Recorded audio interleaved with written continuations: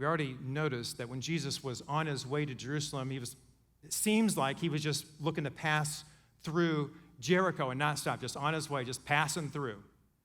But then he had this encounter with this man named Zacchaeus, and all of his plans changed because Jesus recognized this is part of my mission. He didn't say, Zacchaeus, you know what?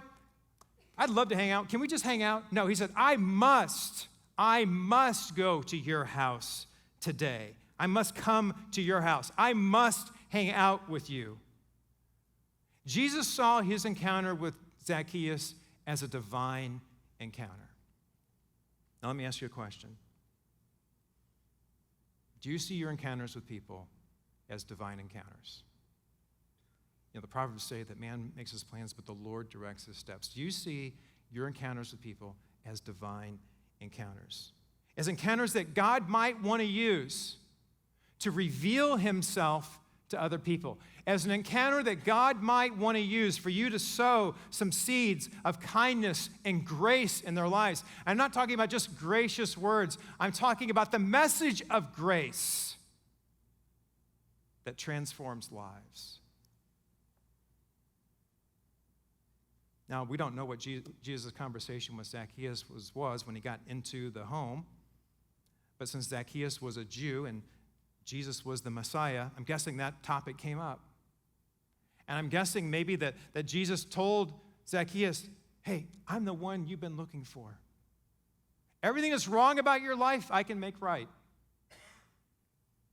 I'm the one you've been looking for. I'm the one that will redeem your life. I'm the one who will bring salvation to you.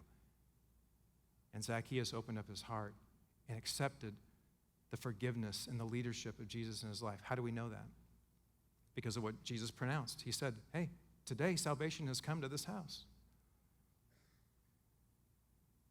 He may have said it stronger because, hey, everybody, today salvation has come to this house. What happened? I'll tell you what happened. Loving kindness happened. Grace happened.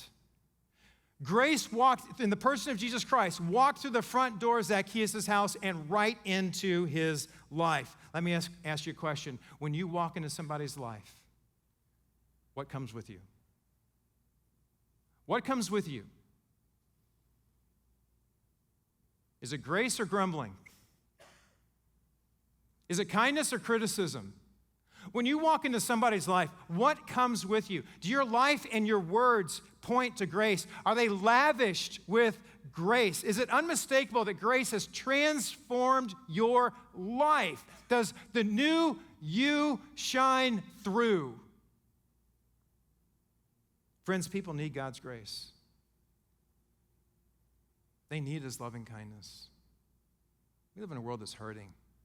There's anxiety, there's fear, there's confusion, there's heartache, there's brokenness.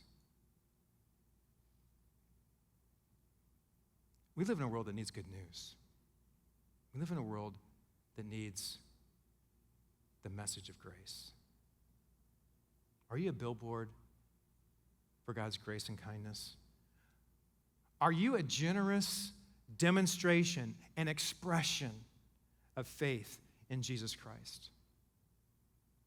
Someone who is kind has the fruit of generosity, and they have the fruit of being generous with their attention. They have the fruit of being generous with their time. They have the fruit of being generous with their faith. The fourth observation is this.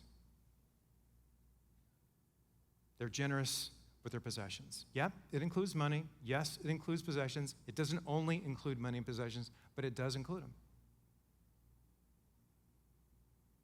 When we're generous people, it includes what we own and what we earn. A recent article by Forbes indicated that 79% of us still believe that more money will bring us more happiness. Zacchaeus was one of those guys. He loved his money, he loved his stuff, so much so he was willing to be hated by it. He was willing to extort his own people for the enemy for it. He was willing to do it for his own benefit, and everybody knew it. He didn't seem to care, and people hated him for it. That's what makes his transformation so remarkable. I mean, he does a 180. I mean, the greedy became gracious. The extortionist became generous. The hoarder became a giver. As a matter of fact, he exclaims, he says, look, Lord, here and now I give half of my possessions to the poor, and if I have cheated anybody out of anything, I will pay back 4 times the amount. In came grace, out came generosity.